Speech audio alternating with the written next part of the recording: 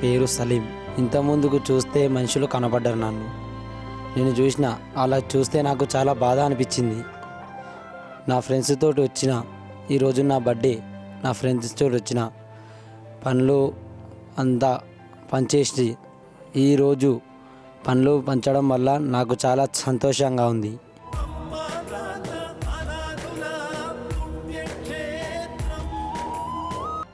అమ్మా నాన్న అనాథ ఆశ్రమంలో జీవిస్తున్న అభాగ్యుల అన్నదానానికై తోచిన సాయం చేసి ఈ నిర్భాగ్యుల ఆకలి తీర్చి వారి కన్నీళ్లు తొడవండి.